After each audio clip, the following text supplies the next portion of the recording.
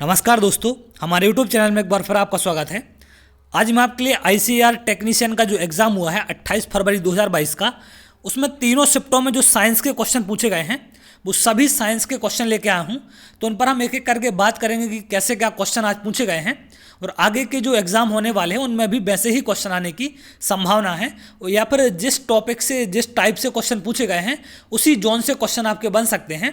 तो ये बहुत ही इंपॉर्टेंट है 28 फरवरी का एग्ज़ाम। तो चलिए स्टार्ट करते हैं हम। सबसे पहला क्वेश्चन पूछा गया था एमआरआई का फुल फॉर्म क्या है। तो एमआरआई का फुल फॉर्म क्या होता है? Magnetic resonance imaging. एमआरआई का फुल फॉर्म पूछा था। अगला क्वेश्चन पूछा था घेंगा रोग किसकी कमी से होता है? तो आयोडीन की कमी से होता है आपका घेंगा रोग। अगला क्वेश्चन था रक्त का पीएच मान पूछा गया था। तो पीएच मान आगे की शिफ्टों में भी पूछे जाने की संभावना है, तो सारे जो भी पीएच मान है उनको आप जरूर देख के जाएं। तो इसका पीएच मान की जो रेंज होती है वो होती है 7.34 से 7.45 तक, लेकिन ऑप्शन में जो मिलता है वो 7.4 मिलता है आपको। तो आंसर करना है आपको 7.4। क्लियर है?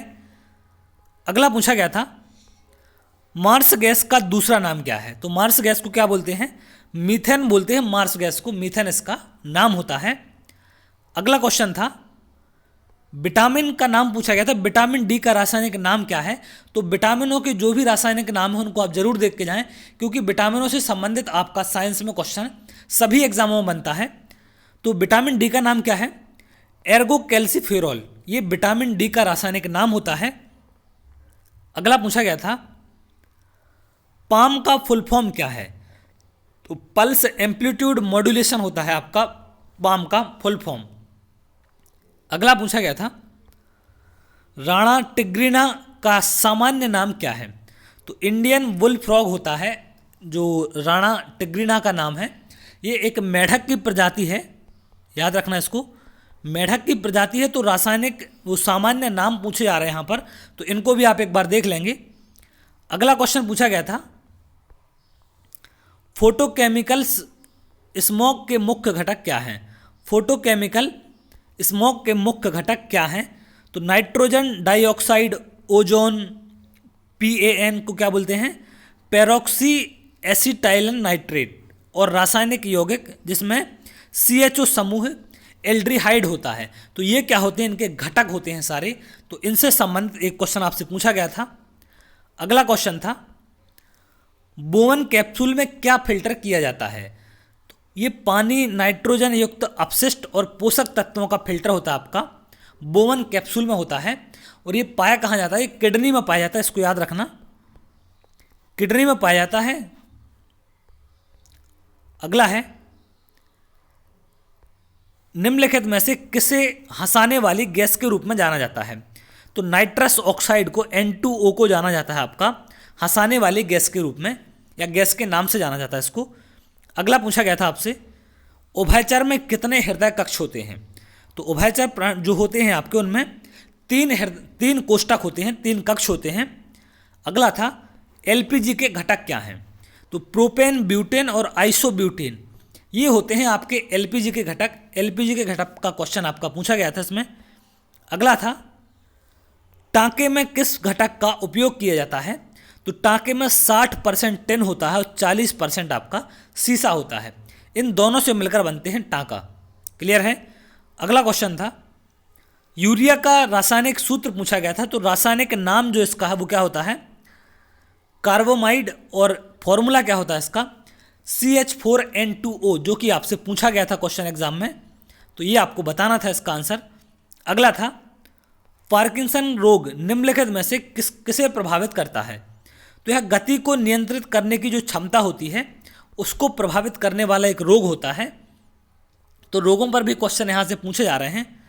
जैसे एक घेंगा रोग पूछा गया था, तो इनको आप एक बार जरूर देख लें। अगला था इथाइल अल्कोहल का उपयोग किसके लिए किया जाता है? तो ये मादक पेय पदार्थ है, एक मादक पेय के लिए इसका उपयोग करते हैं। अगला पूछा गया था साइटोलॉजी क्या है?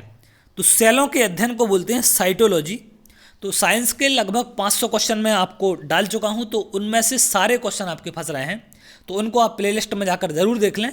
100% वहाँ से क्वेश्चन आपके पूछे जा रहे हैं। अगला पूछा गया था विटामिन ई का वैज्ञानिक नाम क्या है? तो टोकोफेरोल होता है आपका विटामिन ई का वैज्ञानिक नाम। अगला क्वेश्चन था फूल गोभी का प्रजनन किस प्रकार का होता है? तो बीज प्रजनन होता है फूल गोभी का। अगला था हीमोग्लोबिन के दो घटक कौन से हैं? तो हीमो और ग्लोबिन ये दोनों घटक होते हैं। ये आरबीसी का हीमोग्लोबिन आरबीसी में पाया जाता है, तो ये बहुत इंपॉर्टेंट है। इसका काम क्या होता है हीमोग्लोबिन का? शरीर में जो खून होता है उसके द्वारा ऑक्सीजन को ले जाना।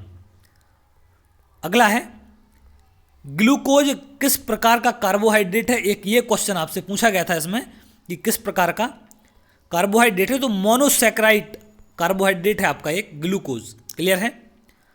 अगला था बेंजीन का रासायनिक सूत्र क्या है? तो C6H6 होता है आपका बेंजीन का रासायनिक सूत्र। अगला था बेकिंग सोडा का रासायनिक सूत्र क्या है? तो बेकिंग सोडा का जो रासायनिक सूत्र होता है वो NaHCO3। तो रासायनिक सूत्रों पर आपको क्वेश्चन पूछे जा रहे हैं, तो ये बहुत इंपॉर्टेंट है। सारे रासायनिक सूत्र आप इनको एक बार जरूर देख लें। अगला है मानव शरीर की सबसे बड़ी ग्रंथि क्या है? यकृत होती है, लीवर बोलते हैं इसको हम। लीवर मानव शरीर की सबसे बड़ी ग्रंथि है। अगला पूछा गया था पारसेक किसकी इकाई होती है? तो ये लंबाई या दूरी इनकी इकाई होती है पारसेक। अगला था क्लोरीन का मुख्य उपयोग क्या है? तो पानी कीटाणु रहित करने के लिए क्लोरीन का उपयोग किया जाता है। पानी में क्लोरीन का उपयोग करते हैं जिससे कीटाणु उसके मारे जा सकें। अगला था एटीपी का फुल फॉर्म क्या है? तो एडिनोसिन ट्राइफॉस्फेट होता है आपका एटीपी का फुल फॉर्म। अगला क्वेश्चन था बैक्टीरिया की खोज किसने की? तो एंटोनी वैन ल्यूवेनहॉक ने बैक्टीरिया की खोज की थी। तो यहाँ पर बैक्टीरिया जो भी बीमारियाँ हैं उन पर क्वेश्चन बन रहे हैं, और विटामिनों पर इनको विशेषकर आप देख लेंगे। मधुमक्खी पालन का संबंध किससे है? तो मधुमक्खी पालन की वैज्ञानिक विधि से मधुमक्खी पालन का संबंध होता है शहद उत्पादन से। अगला था कारों में किस प्रकार का दर्पण प्रयोग किया जाता है? तो उत्तल दर्पण का प्रयोग करते हैं कारों में। अगला था जिप्सम का रासायनिक सूत्र क्या है? तो CaSO4 × 2H2O ये होता है आपका जिप्सम का रासायनिक सूत्र CaSO4 × 2H2O। क्लियर है। ये जिप्सम का आपका रासायनिक सूत्र होता है। तो रासायनिक सूत्र बहुत पूछे गए हैं, तो इनको आप जरूर देख लें एक बार। पीनियल ग्रंथि से कौन सा हार्मोन स्रावित होता है? तो पीनियल ग्रंथि से दो टाइप के हार्मोन स्रावित होते हैं हमको। एक होता है मेलेटोनिन और दूसरा होता है सेरोटोनिन। मेलेटोनिन और सेरोटोनिन ये दोनों हार्मोन आपके पीनियल ग्रंथि से स्रावित होते हैं। अगला था लोहे के क्षरण के दौरान होने वाली रासायनिक अभिक्रिया क्या है? तो लोहे का जब क्षरण होता है तो कौन सी रासायनिक अभिक्रिया होती है? ऑक्सीकरण अभिक्रिया। तो एक ये क्वेश्चन पूछा गया था। अगला क्वेश्चन था मिट्टी क्या है? तत्व, मिश्रण या यौगिक? तो इसमें से मिश्रण होता है, मिट्टी मिश्रण होती है एक। अगला क्वेश्चन पूछा गया था